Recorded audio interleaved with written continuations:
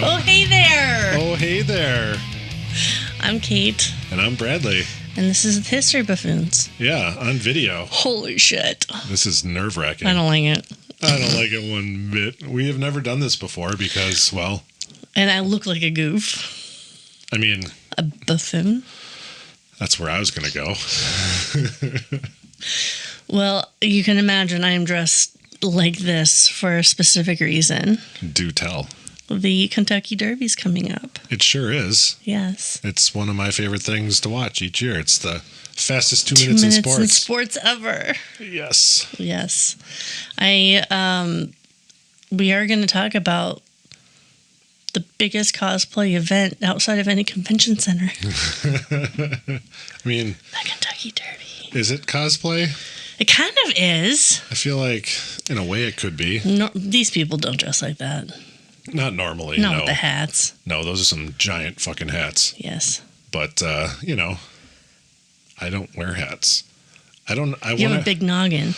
I know. It's hard for me to find hats. I have to order them online.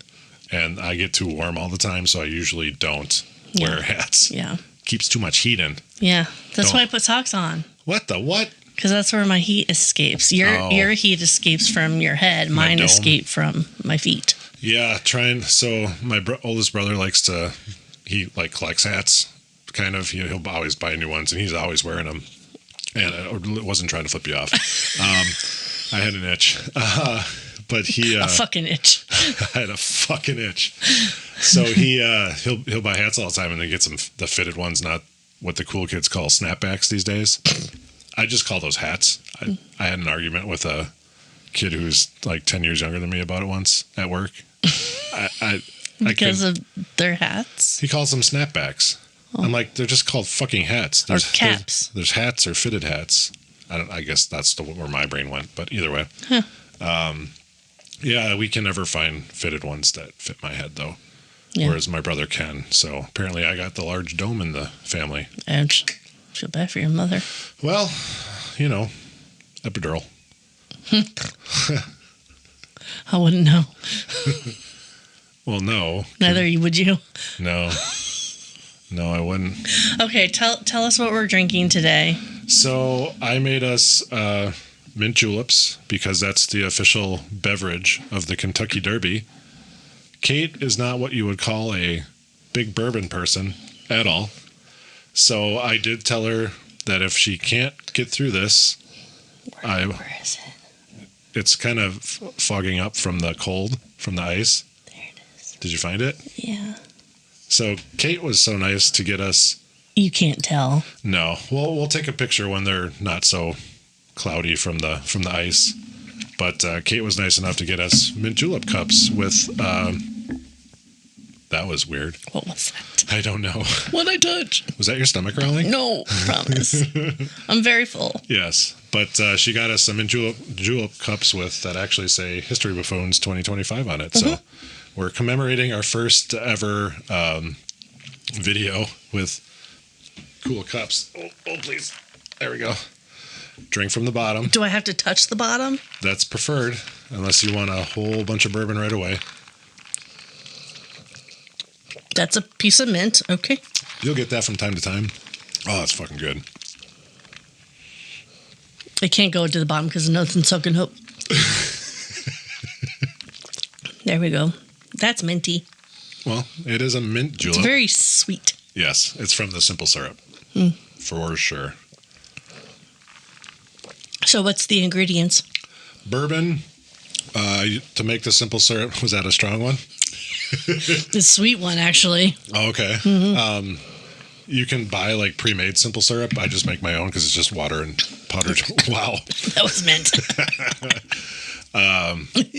Powdered sugar and water to make my own. And then obviously the mint.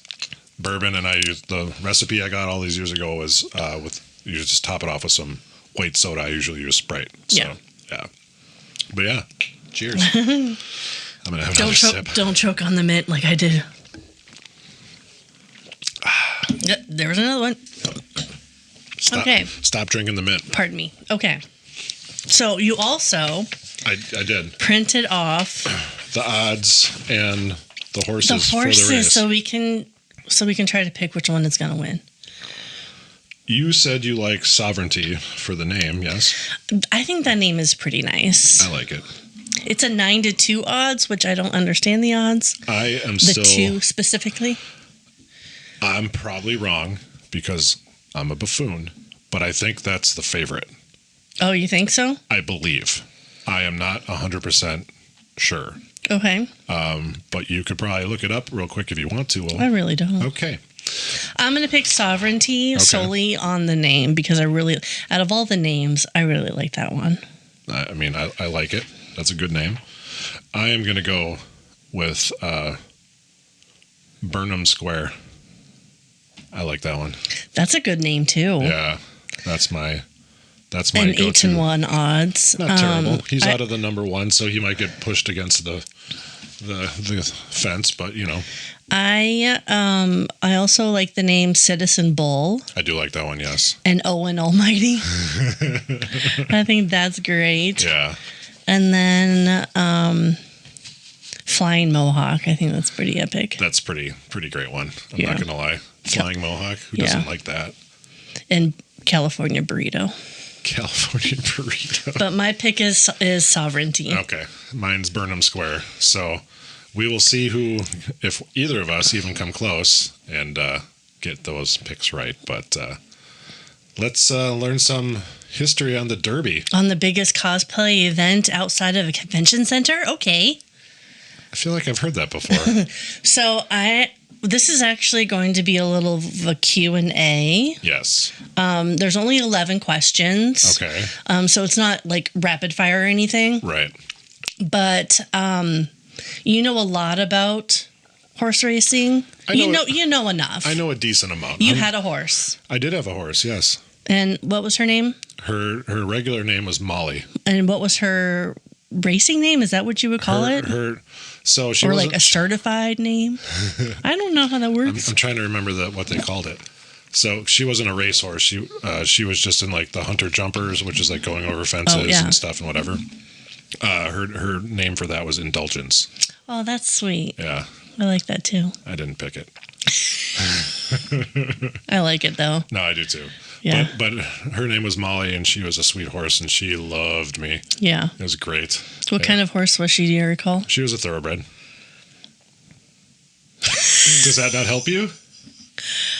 Yeah, well, I was expecting like an Arabian horse. That's different than a thoroughbred. Palomino. That's different than both of those. Okay. Different than a quarter horse, different than a Percheron. I thought it was like an overall general horse. No. And then there are... A thoroughbred is a specific type of horse. Oh, I didn't know that. That is the only type of horse that you will see in the Derby. Okay, yeah. When most of them will be male. Once in a while you'll see a female, and one or two sometimes in the races, but most of them are males, typically. Mm-hmm. But you will see some female horses in the race. Well, do you know how far back horse racing goes? I'm going to go to when we domesticated horses. Way before that. So there was horse racing before we domesticated horses? I mean, can you really domesticate horses? I mean, yeah. I mean, can you really, like, not domesticate them? Well, yeah, you have wild horses. I suppose so. I mean... Those still exist somewhere in the world, I'm sure. They really do. Yeah. It's a real thing. Well, the very first race actually does remain a mystery because it wasn't written down. Oh. So it was before written history, basically? I don't know. Fair enough. But we do know that ancient Greeks were pretty serious about it. Oh, really? They had chariot races. Oh, sure. Yeah. And bareback riding events in their Olympics. Yeah. Chariots of fire? So that was between 740 BC. Holy shit. Yeah, so a long time ago. Wow. And they loved their horse racing. I'm sure they did. A big organized public event. Right. So then beyond Greece and Rome, the details get a little fuzzy. Okay. But China, Persia, Arabia, North Africa are likely in on it as well. Right. And then those areas were pretty good with like horsemanship. Sure. And that's where we get the horses, like the Arabian horse, the Barb, and the Turk horses. Okay. And I guess that's kind of why I thought maybe these are thoroughbreds, like I a see. subsect, I guess, Sure. is what I was kind of thinking of. Yeah, no, they're a specific type. Yeah. So. Okay. So in medieval England, horse races started becoming like a sales pitch. Oh. So, How so? Professional riders would show off horses' speed for potential buyers. Oh, gotcha. And Richard the Lionheart even put up a prize, a whopping 40 pounds, for a 3-mile race with knights on the saddles. Like actual knights, like sword and everything? Yeah. Like yeah. Lancelot kind of knight? Yeah. Oh, wow. Yeah. Nice. And then in the 16th century, Henry VIII brought in some top-notch horses from Italy and Spain, probably Barbs. Okay. And they started like their own breeding programs. Gotcha. So the 17th century saw that James I was sponsoring races in England, and Charles I was quite like a horse enthusiast. How so? He owned a stable of 139 Holy horses. shit, that's a lot of horses. Well, I would say that's an enthusiast. I mean, I would say that's a connoisseur. Holy shit. That's an over-the-top connoisseur. I mean, he had the funds. What do you think of it? That was bourbon. That was a whole lot of bourbon in that drink. That's all right. We brought you a backup beer just in case. Yes, we did. So in France, the first recorded race happened in 1651. Okay, who won? It was a battle between two noblemen. So it's just a 2-person race? Yep. Gotcha. No idea. Okay. One of the noblemen won. One of the two won. Well, I mean, you're not wrong. We'll just say that. Hopefully they finished. I don't know. Well, I mean, I would think so. Under Louis the 14th. Did you have to count the VIIs and all that? And the X? The XIV. V. I like the hand gestures too. XIV. Do you think people used to do that outside of his like palace Louis and the... shit? Why'd you say why? I'm so that. Okay. Oh, by the working men? Shut up. So under Louis the 14th, horse racing got really popular, and that's when they kind of started getting gambling involved. Okay. And he decided to get a little bit more organized, and he created a jockey club. Gotcha. And he set up like more of the like official rules. Okay. So he required horses to have proof of their origins and made foreign horses carry extra weight in races, which I'm not sure why. Interesting. Maybe they're not thoroughbreds. Maybe not. But why would they have to carry extra weight? Maybe so that all their weight is somewhat equal. I mean, I guess maybe. So, like, if the horse weighed, we'll just use pounds because it's what we use, 100 pounds, but this horse weighs 120, you had to put 20 pounds on the other horse? Yeah. Kind of thing? Or, like, what their armor weighed and all, or whatever they wore kind of thing? Yeah. I wonder. Yeah, I mean, very well could be. And then also, did they train with the weight? Because if not, then damn. They'd be like, what's this extra 20 pounds? Do you think the horse would be like, man, you put on some fucking weight? Maybe lay off the rotisserie chicken. Ooh. Are you hungry all of a sudden again? No. Okay. So across the pond in North America, Hey, that's us. organized racing started when the British took over New Amsterdam, which was New York. in 1664. Right. Okay, so Colonel Richard Nichols was a British commander, and he set up a 2-mile race course on Long Island and named it Newmarket after the famous British track. Oh, okay. Yeah. So I feel like my headphones are slipping. Because of your... Maybe. Okay, so he even offered a silver cup as a prize for the best horse. Hey! And then, up until the Civil War, the focus in American racing was on stamina as opposed to speed. Okay, so distance more than... Okay. More than speed. Yeah. But after the war, speed became the name of the game. And they started modeling their races after the British system. Gotcha. Okay. So Kentucky's reputation as a prime location for breeding top tier racehorses has roots that go back pretty far. Sure. John Filson was an author of the 1784 book, The Discovery, Settlement, and Present State of Kentucky, ending in an E, not a Y. Really? Mm-hmm. Kentucky. Kentucky. That's weird. I've never seen that before. He highlighted a bunch of like the area's natural advantages. Okay. So horses weren't really any kind of focus in his book, but it painted more of a vivid picture of like the climate and the landscape and the resources of what we know as Kentucky. Right. So the early promotion of Kentucky's abundance contributed to the region's like later association with successful breeding horses. Okay. Okay. So even before Kentucky officially became a state, Louisville was already deep into horse racing. What do you call it? Louisville. These are falling. It's fine. It's fine. Everything's fine. I believe in you. I still look pretty, right?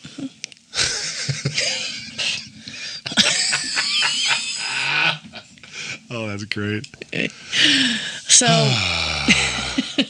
well done.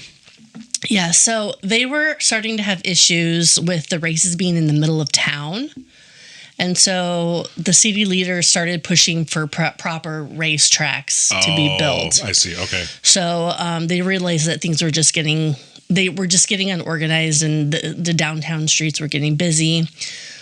So that kind of paves the way for Meriwether Clark. Meriwether Clark. Do you know who he might be named after? Meriwether? This is your first question, by the way. Who is Meriwether Clark named after? Lewis and Clark? Yes, good job. Yeah, you're looking at it. His full name is Meriwether Lewis Clark. Well, fucking A right it is. And he is, I think he was the grandson of Clark. Oh, really? Yeah. Oh, so they're actually related. Okay. Mm-hmm. Gotcha. Good job on your first question. Well, thank you. You're very welcome. Sweet. Time to go. Whoa. So Clark traveled abroad to Europe a lot, and he witnessed something that America didn't have at the time. What was that? Horse racing for the fancy. For the fancy? For the fancy. You mean like fancy people? Yeah. Oh, shit. Yeah. Like the top tier people? Not them bottom tier people? Who are we? We're mid-tier. Mid-tier. At best. That's very high of ourselves. I mean, shoot for the stars, right? Those are the top tier people. Well, that's what we're shooting for. Okay. Or at, whatever. So his experience over in Europe, it sparked an idea to create a jockey club in Louisville. Gotcha. And he aimed both to promote races and also showcase the city's top-notch horses, essentially. Okay. 2 years later, in 1874, he did make it happen, building a racetrack on land owned by his uncles, John and Henry Churchill. Question number 2, what is the name of the track? Churchill Downs? Correct. And question number 3, do you know what Downs means? Well, in this day and age, it's a sickness or whatever. Is it? I don't know. Down syndrome? You're not wrong. I couldn't. But that was a direction I was not expecting. I couldn't pass that up. So before formal racetracks existed, horse races were often held on natural grassy plains, which were referred to as downs. Oh, I did not know that. Mm-hmm. Okay. So historically, it indicated often rolling grassy terrain, and the track officially opened its gates, known as Churchill Downs, on May 17th, 1875. Yep. And the very first Kentucky Derby was held that day. And do you know, like, this one is the 151st running of the Kentucky Derby? I don't get that. Well, because this is the 151st time they're running it, because it started then, so it ran right away. See, and that's what confused me, because I was like, this would be 150 this time, but I was like, why is it 151? Because it's 150 if you just go off of years. Yeah. But it's actually happening this year. 151st time. Yeah, correct. Well, we just missed it by a year. It's fine. Well, no, it was. We watched it last year. I would dress up like this at the 567th song. Or the 12th. Who knows? Whatever. Okay. Back in time. Who was the very first? This is question number 4. I'm not going to get this right. Who was the very first horse that won? Very first horse that won. I have no fucking idea. I had to phonetically spell it out. Oh, okay. So bear with me. I always do. Aristides. Say it one more time. Aristides. Aristides. I have never heard of that horse. Aristides. Interesting. Okay. Yes. So the Kentucky Error. Hold on. This will help. Well, it usually does. I'm plowing through mine, so I should have brought a beer too. Wow, that was something. Woo! You can move to the beer if you'd like. Oh, it's tasty. Okay. It is really good. It was very tasty. I kind of wish I had 2 of them. Okay. I should maybe set mine down for a minute. The Kentucky Derby was first run at 1.5 miles. Right. Yes. The Epsom Derby in England Okay. was run at a distance of 1.5 miles. Yes. And that influenced Clark's decision to run the Derby at the same distance. Okay. However, the 1.5 miles was later deemed a little bit too demanding for thoroughbreds. Okay. Especially so early on in the racing season. Gotcha. So they shortened it to 1 mile and a quarter. A quarter. That's right, a quarter. You mean like 25 cents? 25 cents. Okay, next question. Yes. How old do the horses have to be to compete? 3 years old. Correct. So they have to have reached their 3rd year. That means the horse only has one opportunity in his lifetime to compete in the Kentucky Derby. Correct. Do you know what the horse's typical birthday is? No. January 1st. Why? Just to make it all even? Apparently. I never understood that. The ex always told me it. I never fucking understood, and I didn't look into it. But apparently... I mean, it would make sense if someone is like, I don't know, 3 years and 11 months. Right. Or excuse me, 2 years and 11 months. It's like, we can't quite make it. But if your birthday was just on... But see, and then that's the thing. Like, if you wait another year, you're almost 4 years old. Yeah. So it's like... So I don't know if that has honestly something to do with it, but I always thought that was a really kind of a weird thing, that apparently all their birthdays, in quotes, again, are January 1st. At least that's what she told me. She could be wrong. She was wrong about a lot of things. So when I get my cats... Yes. I don't remember shit, so I don't remember when I got them. Right. But I kind of thereabouts know the month. So the first of the month... You're right. ...is their birth date. No, I get that. Except for Oliver, because... Unfortunately, we had our little baby Simon pass away November 16th in 2020. Right. And we got Oliver 2 days before Christmas. Oh, okay. 2020. And we're like, are we ready for another one? Are we not? We still, right. So his is like really the only birth date other than the babies. I know when the babies were born because I was there. So is that the gotcha date or the birth date? So, excuse me. You're right. Oliver is my gotcha date. Right. Yeah. So that is his birthday for us. Okay. Yeah.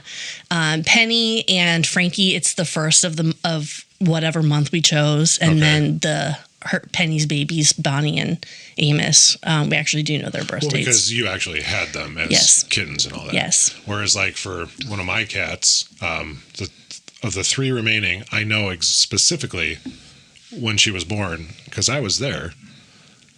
Which I still love. She was born on 6/6/06. So it's really easy. Is that Wicket? Yep. Oh, baby Wicket. She's so sweet. I got to see her mama, Jasper, birth her in the farm, in the barn. Up in the hayloft. So I love the... But yeah, so I actually got to see her be born. So that's awesome. Yeah, because we knew she was going to pop soon, and sure shit. There it was. So... Okay, so yes, thoroughbreds are a specific breed of horse known for their speed and agility, making them the ideal breed for racing. Correct. So horses must also qualify for the Kentucky Derby, earning points. Like there's this whole point system in designated races called Road to the Kentucky Derby. Yeah, they have a bunch of them, right? Mm-hmm. That they're racing pretty much months up to, and even I think the prior year, if I'm not mistaken. I don't recall that part. Okay. But there are a specific number of races in the Road to the Kentucky Derby. Gotcha. Next question. How many races are there? That I don't know the answer to that. 36. Holy shit. That's way more than I was going to guess. I was going to go with like 5. So this system ensures that the horses competing in the Derby are amongst the best of their age group. Well, which makes sense. You don't want some horse that just got lucky on this race. Oh, you get to go to the Derby now. Yeah. But yet he would have sucked the next 20 races kind of thing. So yeah, it weeds out the not as good horses. Yeah. Oh, but they're so cute. Oh. Like, we'll keep you. Molly could have never raced in the Derby, but she was fucking adorable. Yeah. So now, despite the Kentucky Derby's initial popularity, Mr. Meriwether Lewis Clark didn't have a great management style. Well, that really fucks shit up. And I worked for a company that didn't have a good management style either. I know. Yeah. I've known about that with terrible. you. Yeah. Here's to you. Yeah. Fuckers. No, let's not. Nope. Clark prioritized extravagant social events over. So he was using it as a status thing more than what it actually business. was. Yeah. Okay. Makes sense. Yeah. So he catered a lot to wealthy patrons, and he aimed to make Churchill Downs a fashionable destination for the elite. Is that why they wear big hats? Oh, we're going to talk about that. Yeah, we are. But his pursuit in the social prestige, Clark neglected the day-to-day operations. See, that's not good for a business. No. Because that's ultimately what it is. I mean, it's horse racing. Horse racing is a business. You need to kind of focus on that part too. Let's just say he lacked the necessary competence. We got there. That was a rough road. I also lack the necessary competence. I mean, I hope you don't expect an argument. Shut up. So his mismanagement unfortunately led to financial inefficiencies and a lack of profitability. Yeah. And it's funny because, like, obviously he's the one who started it, and it's still going today. We're talking about it. We're getting ready for the race, and yet he fucked it up. So did someone swoop in and save it? So, yes. 1886. Oh, good year. Also, yes. But the Kentucky Derby almost imploded over what basically started as a small-time argument. Oh. It all kicked off when Churchill Downs locked out bookmakers who weren't paying their dues. Oh. Ruh-roh. Ruh-roh. So, James Ben Ali Hagen, what a name. I love it. That's quite... Yeah. I love it. Can you say it one more time just for... James Ben Ali Hagen. Wow. He was a big shot New York gambler. Okay. And a horse owner. Owner.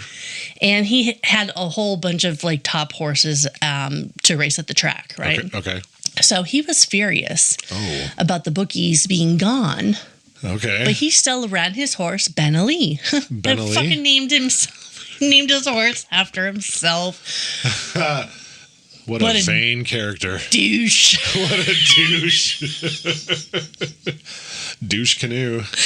But Ben Ali won. Imagine that. Imagine that. Wow. But then Hagen dropped a bombshell. If the bookies didn't come back, he was pulling all of his horses and he was out of here.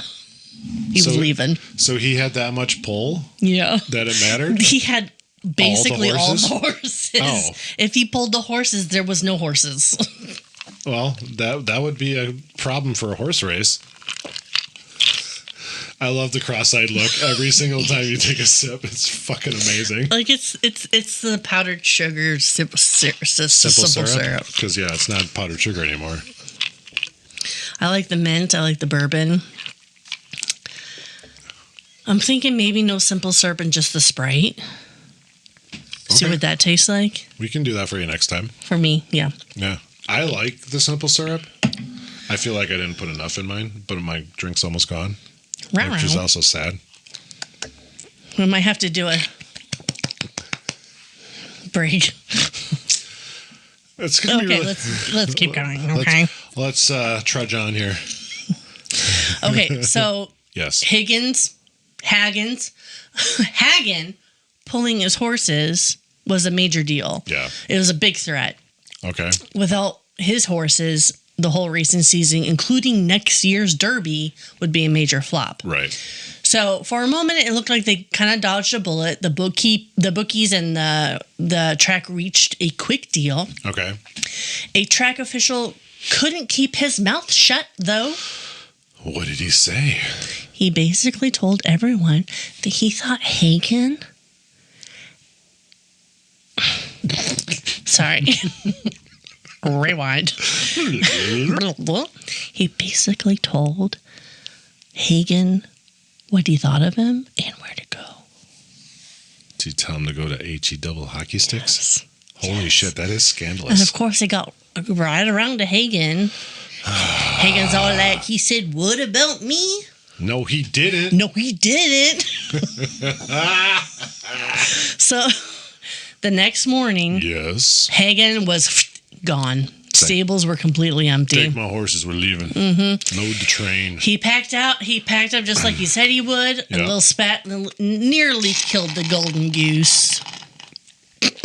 So sad. I think I'm getting a little loopy on this. Okay. A little? So Hagen went back to New York. He convinced all of the other big name horse owners from the East Coast with top performing horses to boycott Churchill Downs. Right. Yeah. So the effect was devastating. Oh, dear. And remember, Kentucky wasn't the horse racing powerhouse that it is today. Correct, yeah. They couldn't keep the track or the Derby running on their own. Right. So interest in the race just tanked. Oh, sure. And they were getting fields, which I'm assuming is like a group of racing horses of only 3 or 4 subpar horses. Oh, so they're getting the mids, not the top tier. Yeah, like the buffoons. Hello. Hi. Bradley. We're still here. Hey. We'll show up. You can tell Kate doesn't drink this type of drink much very often. I drink beer, not liquor. I know. For sure. Okay, but you know. Clark tried to keep things afloat, even Okay. working without pay and using his own money to cover debts. But Churchill Downs was bleeding money anyway, and by Right. 1894, the local paper was basically calling the Derby a joke. Oh, shit. The track went bankrupt. Oh.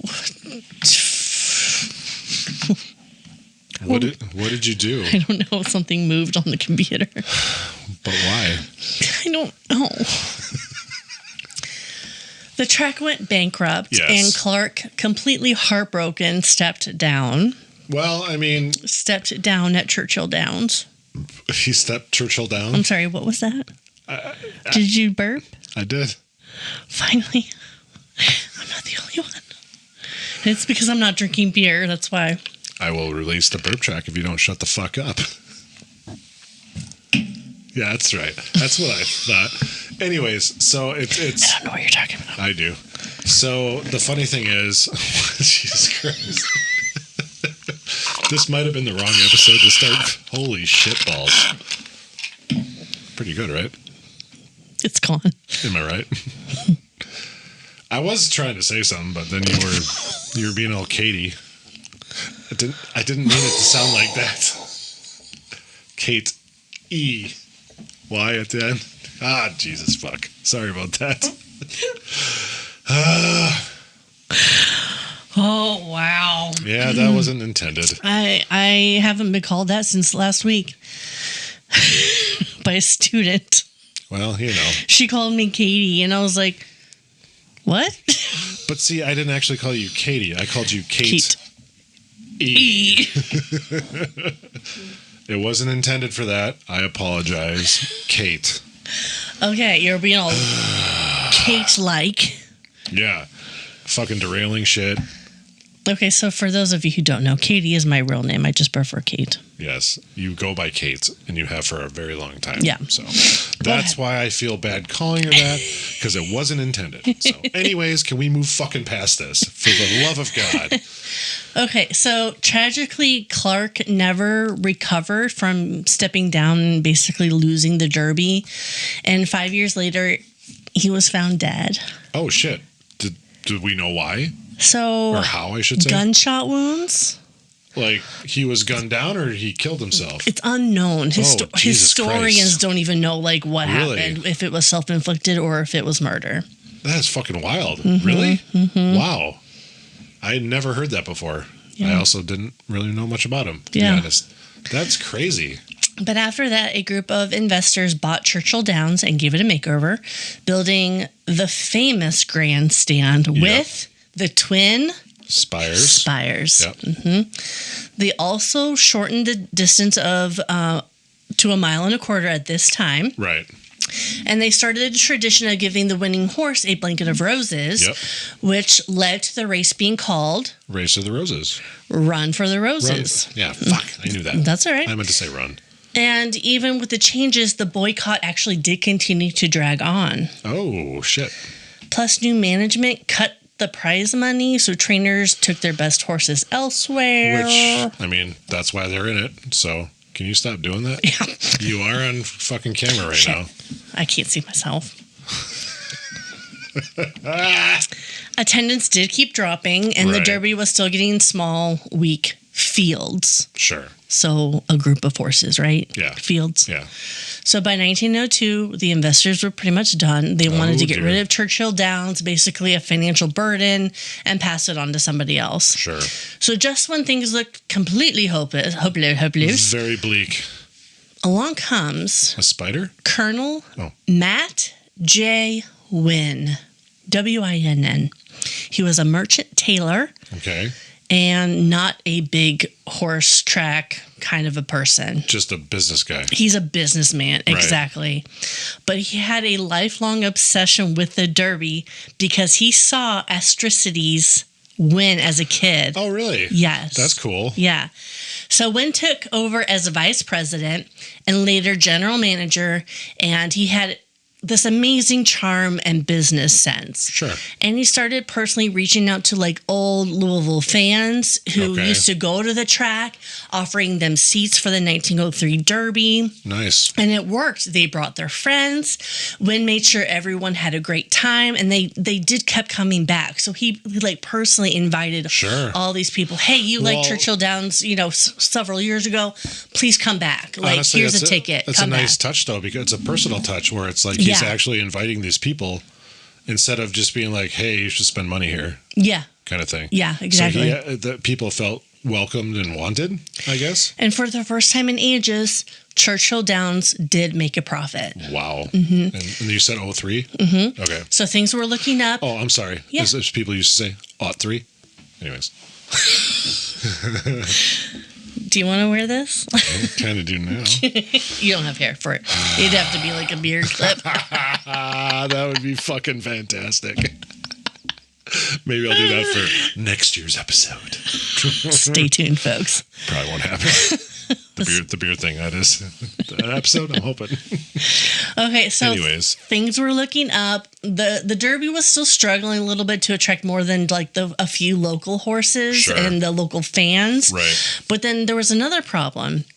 The whole country was going through an anti-gambling reform phase. Oh, yeah. And in 1907, the reformers took over Louisville City Hall and banned bookmaking at Churchill Downs. That's wild. So. Podcast gold. Very minty, though. Mint gold. That was the only way people bet on horses. Right. Was through the bookkeeping. Sure. So Winn was stuck, the general manager. Yep. So he could either use these old-fashioned like auction pools, which were basically for rich people, or these new French Paris Mutel. What is that now? I don't know. I don't know either. Paris Mutel. Paris Mutel? Machines. I don't know. Okay. I don't know. Anyways. Auction pools. They were like live horse auction, but for betting. Okay. So each horse was like auctioned off to the highest bidder, who basically owned that horse for betting purposes. So spectators bid on the horses before the race. The highest bidder for each horse owned that bet pool. Gotcha. If that horse won, the owner got the entire pool minus the house cut. Okay. And then you could also buy partial shares in horses too. So like buying stock in a horse with no financial stability. The problem with that, it was pretty sketchy. It was open to manipulation. It favored the wealthy and the well-connected. Sure. And extremely confusing and chaotic for like casual fans who were like wanting to like try their bid, you know? Yeah. Maybe hit a couple bucks or whatever. Yeah. So the Paris-Moutels. Can you stop saying that? Sorry. But it's what it's called. I know, but you say it so weird. You don't know what it's called anyway. I don't know. It's probably right. I mean, it's probably right. Probably. Paris-Moutels. Oh my God. Okay. is French for mutual betting.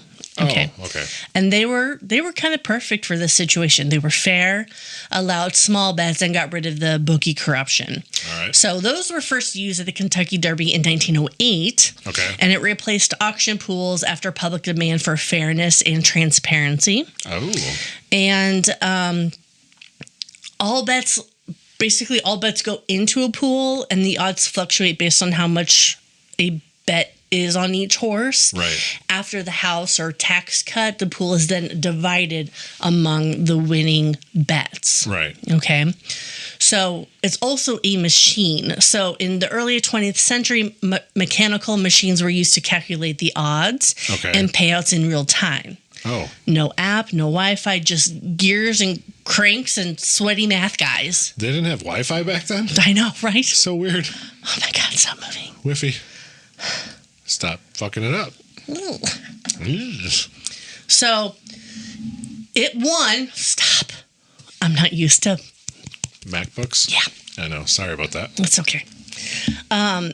It was more fair, more transparent. It allowed anyone to bet small amounts. Right. And it let the actual betting public influence the odds, not just the rich auctioning bullies. But they hadn't been popular in America before. Okay. I mean, it's France, right? France. Clark even had them and failed to use them. Okay. So still, Winn went with the mutual betting machines. You're welcome. You can say what they are. I don't mind. The city dug up some old law banning machine betting. Because they're in this reform stage, this anti-betting stage. So the city was like, not allowed. Suckers. So Winn was left with nothing but those auction pools, which were sure to be banned soon. Right. So it looked like the Derby and Churchill Downs were going to be doomed again. But Winn and the track president, Charlie Granger, were desperate to figure out how Clark had legally used those machines. Okay. Buried deep in legal code was an amendment excluding these mutual betting machines from the anti-machine gambling law. How that's fucked up. That's just what the research said, okay? No, I get that, but isn't that wild that like it's so crazy. There's some random amendment to this that just said these are cool, not those. Fuck those. It's like that's just wild. That it's just like and they found it a loophole basically. Yeah, exactly. That's crazy. So there was still a little bit of a problem. They didn't have any of these machines. Of course not. Importing them would take too long, and nobody knew where Clark's old machines had gone because he did use those in the past. So were they like buried in a basement or some random we actually stable? Don't really know. That's wild. Winn rallied the whole town to search for them, suspecting the city was trying to destroy them. And they found 4 of Clark's machines, but I don't know where. It wasn't part of like the research that I had. Sure. But Winn did also get a couple from a New York track, so he had a good abundance of them. Okay. But they were all in terrible shape, and the mechanics had to work like crazy to freaking fix them before the Derby. Right. So then the city was like, excuse me. By the way. Can't do that. And they threatened to arrest everyone involved in the betting. Isn't that wild that they can just threaten to arrest everybody? Winn took them to court. And won? And won. Win won? Winn won. Win one. Win one for the horses. And the Derby was back on. Fucking A right it was. Go win. You won. I can't stop. I need to. Please stop. I will. Ironically, all the drama boosted attendance. Oh, I'm sure it did. Oh my God, the publicity. I mean, it's amazing even how one side was trying to make it negative, still really kind of said... They kind of say all press is good press. Is good press. Whether it's positive or negative, it's just, it gets your name out there is what they're saying. So, yeah. So these mutual betting machines were a huge hit, with betting 5 times higher than the previous year. Oh, jeez. Wow. That's quite a bit. Winn said that the machines saved racing in Kentucky. Sounds that way. But the Derby was still just kind of a local event. Yeah, it's fucking dumb. Winn needed something bigger, some national attention. Okay. And it happened. In 1913, a huge long shot named Donerail won the Derby. Yeah. $2 bet, paying out $184.90. That'd be pretty good back then. It was a 91-1 odds. Holy fuck. 91-1. He was the biggest long shot ever to win the Derby. Today, that would be about $6 million. Holy shit. Really? That's fucking amazing. I know. Because, like, why would you pick what was it? It was 91-1. Oh, what was his name again? Donerail? Donerail in 1913. Wow. $6 million. Could you fucking, I mean, obviously inflation, but could you imagine? Holy shit. That would change someone's life. He became a national sensation. I'm sure he did. Winn seized this moment. And burped? I mean, he went to the East Coast and convinced the influential businessman Harry Payne Whitney to run his filly, Regret. Okay. In the Derby. Yeah. Now it's filly. Yes. Is that a type of thoroughbred? Because I thought you said thoroughbreds were the only ones. It's a female. Oh, filly means a female. I do believe that's right. Oh, that makes sense. Yeah. Okay. Her name is Regret. I'm pretty sure, unless I'm totally just fucking getting my shit wrong. In 1915, Regret won. She had no regret. She was the first filly to do so. There you go. Whitney was ecstatic, stated winning the Derby was enough, even if she never run another race. Right. But Winn said that Regret's win made the Derby an American institution. It literally put them over the top. Okay. So things were starting to take a turn for the better after the boycott also ended. Yep. Suddenly the Derby was pulling in these huge fields, like 20 or more top-notch horses every year. Yep. And Matt Winn was a master at getting press on his side. Sure. Sounds like it. He'd wine and dine these influential journalists, print and radio guys, and they'd write these glowing reports about the Derby. And that's how the race really started getting this national spotlight. Okay. So in the mid-1920s, Churchill Downs was bursting at the seams with like 80,000 people showing up for the race. Right. The first radio broadcast of the Derby was in 1925. And they were afraid that with this broadcast, it would mean less people in the stands. Because they didn't have to go there. Mm-hmm. Right. No, I can understand opposite. It was the exact opposite. There were 5 to 6 million listeners, which was a record for any broadcast at the time, with over pretty much half the country tuning in. But that also didn't deter people from going. Yes, yeah, right. yes. It was just like it drew people. Oh my gosh, it did. Yes. But then the Great Depression hit. Oh, people were sad. But yeah, it made racing even more popular. Right, because it was an escape. 10 states legalized these mutual betting machines to get some extra cash revenue. Sure. Tax revenue, not cash. Tax revenue. And suddenly horse racing was like the most popular sport in the country. No, for sure. Because again, there was baseball back then, obviously. Mm-hmm. Football wasn't even really a thing at that time. And there was college football still, and the NFL wasn't, it's kind of not there yet. It was, teams were around, but it was like, look how old horse racing is. You went over in the beginning. So, it was a thing to kind of keep shit going. Exactly. So, and the Kentucky Derby became the absolute highlight of the racing calendar. Right. Like, people are tuning in. Yep. As the Derby was finally hitting its stride, there were other big spring races. Yes. The Belmont Stakes, which is where? New York. Correct. And the Preakness, which is where? Baltimore. Correct. They were also doing really well. Good job on those extra questions. However, that's not the order they go in, but okay. You're right. I actually did know that. Preakness and then Belmont is last. Yep.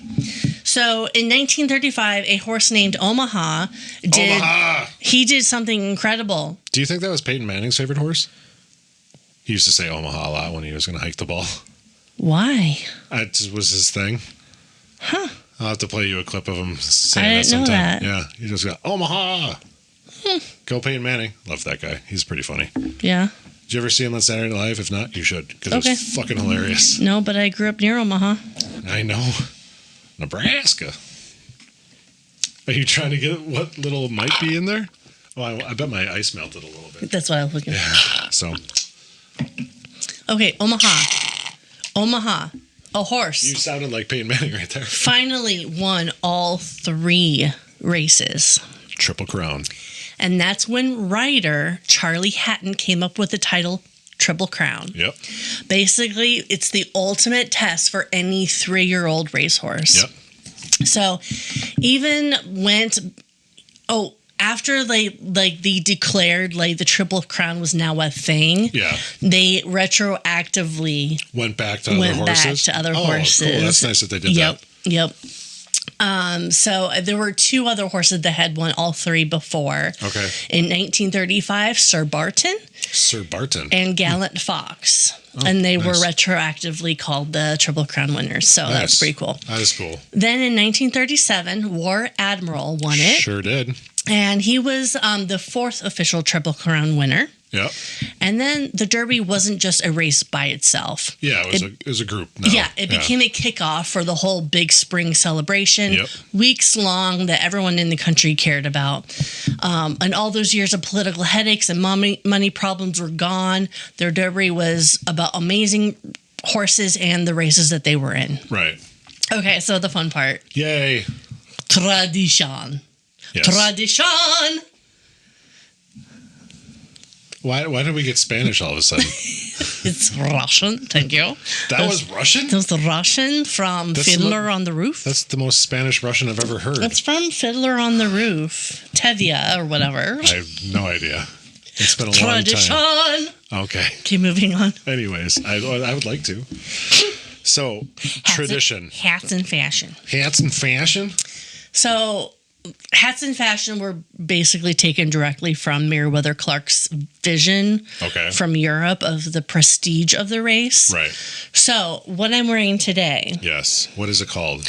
Do you know what these formal headpieces are called that are worn with a clip, which mine is a clip, or like a band or a headband? Oh. As an alternative for a fancy hat. I don't know the name. It's called a fascinator. Yes, that's okay. Yes, I did know that. This is my fascinator. I didn't know that's actually what that was called. Okay. I have heard of fascinator before. Yep. And then there are fascinators that have a little bit more of like a cap to it. Oh, and those are called hatinators. Oh, well. Yes, so fancy. I know. That is fascinating. You will see the British royal family wearing a lot of the hatinators, the fascinators, and the fancy hats. I think Princess Kate wears a lot of those, right? Yep. So at one point between the 1980s through now, the fashion kind of took a chaotic turn. Oh. We're talking piñatas as hats. What? Like a hat with a I get what a piñata is. A horse piñata. It was more of a rhetorical, like, what? Bird cages with live parakeets and mint julep hat that dispenses actual mint juleps. Now that's practical. Yes, it's super practical. I don't know, like a piñata with candy in it would be great. I mean, that's what you would wear, but you wouldn't go out. You just stay at home with it. No, I would stay at home. I'm going to beat the shit out of this piñata and eat my candy. But more recently, it's more of a cross between a royal wedding and like Mardi Gras with feathers. Right. Okay, so now we have the mint julep. We do. Well, we did. Hey, look, you can see more since the ice is melting. Hey, Kentucky Derby 2025. Yeah. History buffoons. Yes. So it was originally used for medicinal purposes in the South for stomach aches and hangovers. I'm not sure how, because this could make a hangover. I just used it for medicinal purposes. Did you? Yeah. What was your ailment? This week. Had to work. Not sure how it could be used medicinally, but Mint. in 1938, it became the signature drink at the Derby. Each year over a 2-day period, because there was like a smaller race. There's a lot of called, races like, on Oak the something. Kentucky Oaks. Yeah. Yeah. Those are usually on Friday, and then there's races leading up to the Derby all day on Saturday too. Yeah. They have a lot of grass, field races and Dare I say downs. See what you did there? Thanks. Yeah. So, over a 2-day period, it's approximated that they go through about 10,000 bottles of Kentucky Derby or Kentucky bourbon. Kentucky Derby. I think you've had a little too much Kentucky Derby, am I right? 10,000 bottles of Kentucky bourbon. They also go through a lot of lemonade, too. 2,250 pounds of freshly harvested mint. And we know how light mint is. Yeah, that's a lot of fucking mint. Holy shit. The beverage is served in an iced frosted silver julep cup. Yep. But most people sip it from souvenir glasses that are revised each year. Right. Essentially. Yeah. And then we have garland of roses. Yes. So a socialite named E. Barry Wall. Okay. I don't understand the pause. I want you to ask me what E stands for, because I actually looked it up thinking you were going to ask me what E stand for. Go ahead. Ask me. Ask me what does E stand for in E. Barry Hall. What does the E stand for, Kate? Evander. That was the weakest build-up ever. Jesus. I was like, he's going to ask me what the E stands for. I better look. And then the funny thing is, I wasn't going to do that. Evander. Okay, so a socialite, passed out roses post-Derby party to like a bunch of women in 1883. Right. And then in 1896, winner Ben Brush was draped with roses, and the crowd loved it. So this is pretty cool. So then the rose became the official flower of the Derby in 1904. Yes. Okay, and then in 1925, sports writer Bill Coram coined the phrase, Run for the roses. Yep. Mm-hmm. Yep. Okay. Now it's a 40-pound garland. Yeah, that they drape over the back of the horse. Yeah, it smells like success and probably mild allergies. How many roses? I mean, why not? How many roses are stitched into the garland? This is, I think, your last question. How many roses are stitched onto the garland? I'm going to go with 10,000. 554. Right. How'd you know that? Because you really randomly put your hand up, which will be on video. There it is. 554. The number is based on the length of the garland, which is usually about 122 inches long from chest to flank. Oh. So there's also a specific lattice pattern that they're all arranged into, and just 554 just worked perfectly. Okay, fair enough. That's really the only reason for the number. Sure. No, that makes sense. But of course, we also can't forget the iconic grandstand. Nope. That's been around for a while. The Twin Spires. Yep. It was built by 24-year-old Joseph Dominic Valdez in 1895. Jesus, 24. And it very quickly became a symbol of the Kentucky Derby and Churchill Downs itself. Yeah, I mean, on a lot of their, I guess even we'll call it advertising, they always have the Twin Spires up there on there and everything, and it's very noticeable. And you have to have a lot of money today to sit on that grandstand. Most people are just in the infield. Yeah. Because that's where all the buffoons sit. The mid-tier below. Mid-tier buffoons. Yeah. Well, there are a bunch of other traditions, like there's a Kentucky song and that kind of... My Old Kentucky Home. Yeah. But those were kind of the main ones. Yeah. But, that is the 2 fastest minutes in sports. It's not called the fastest 2 minutes in sports. The fastest 2 minutes in sports and the slowest hangover in history. the Kentucky Derby. The fuck? The slowest hangover. Do you already have one? I mean, No. okay. So That's the history of the Kentucky Derby. I'm surprised you haven't asked me who my favorite horse is.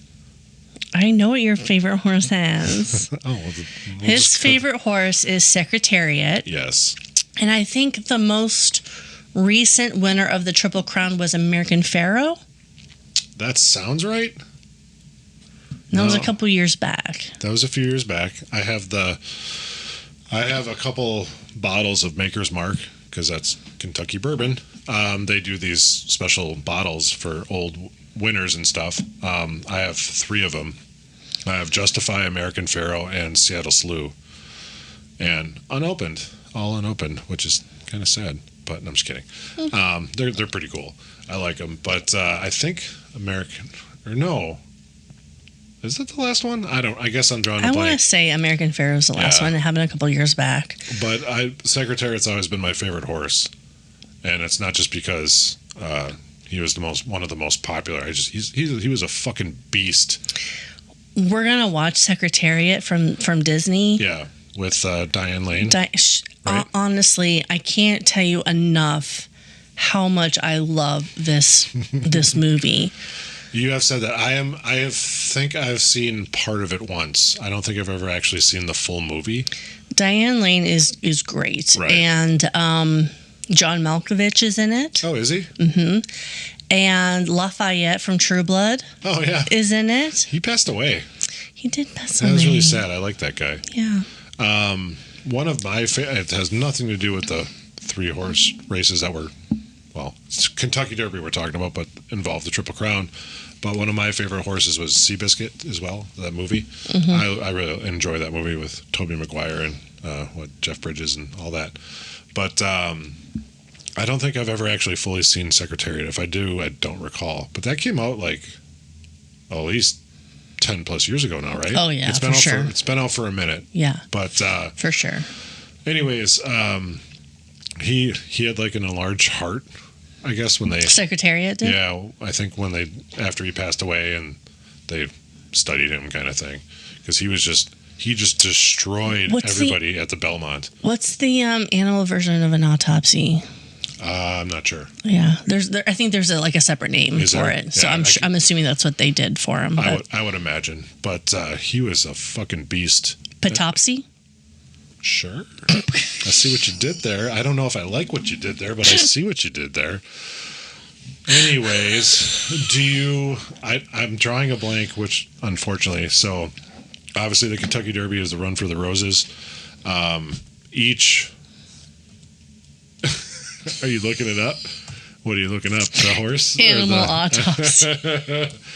So each race does have a specific flower. And I want to necropsy. Necropsy. Okay, I have heard that before. Yeah, I have too. I would not have pulled that. Anyways, each of the 3 races though does have a specific drink, like julep, okay. And each one has a specific flower that is associated with them. I don't know what those are off the top of my head. Yeah. I love the Kentucky Derby. That's the one I always watch. Typically, I try and watch the Preakness. If the same horse doesn't win both, I usually forget to watch the fucking. I like to watch the Belmont, and it's the longest of the 3 races. That's why it's so impressive what Secretariat did at it, because he just literally destroyed everyone else in that race. He beat them like 10 furlongs or whatever it was. But I don't remember the drink. One's or the flower. I think one's got like a black-eyed Susan or something. I don't fucking remember. Oh, that could be. I don't recall which race each flower for each race. So, but it's kind of cool that they did that for a tradition type standard.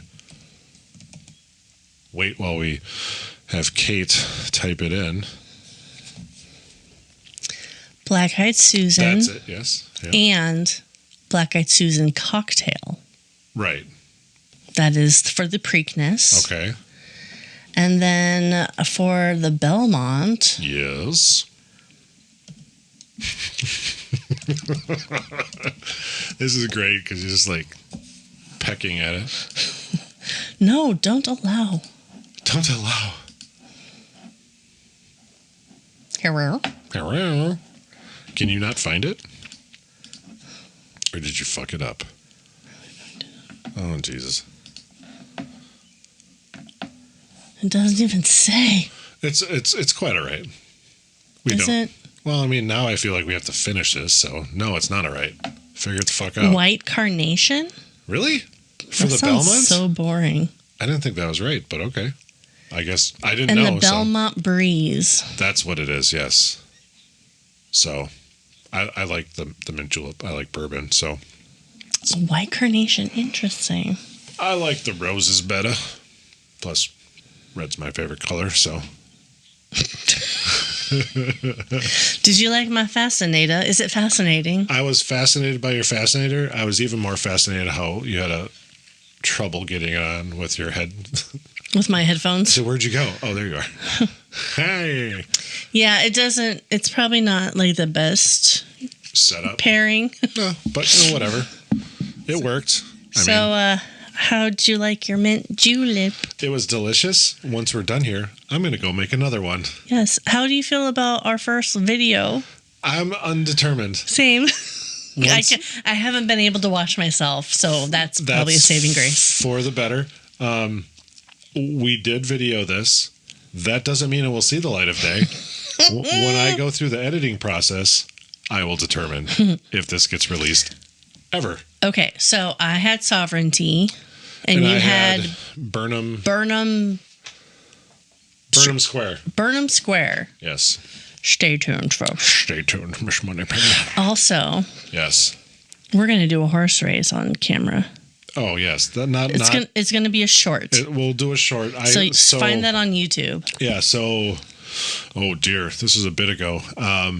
My buddy Patrick, and this is before he moved out to the Maryland area, had a Kentucky Derby viewing at his house and invited me over because he knows I like horse racing too. He and I always rather enjoyed it. And he bought this game, and I'm like, that's pretty fucking cool. So I bought it like the next day kind of thing. Mm-hmm. I have yet to use it. So the only time I ever opened it was to put a battery in it. So to make sure so it could work. Can I name one of the horses Sovereignty? I mean, why don't I'll name one as well. Okay. Burnham Square. That's fine. And as long as the winner is Sovereignty. So what? Anyways, so we'll do a short on that of our horse race, and we'll try and figure that out kind of thing. This will be interesting. We are new to this video portion of the podcast. I don't know if this will work. This is our first go. I might even edit all this out if it doesn't work, because then I can just put it on our normal podcasting platforms. But anyways, I hope this works. Well, yeah. I said, wow. Calm the fuck down, I suppose. All right, buffoons, that's it for today's episode. Buckle up, because we've got another historical adventure waiting for you next time. Feeling hungry for more buffoonery? Or maybe you have a burning question or a wild historical theory for us to explore? Hit us up on social media.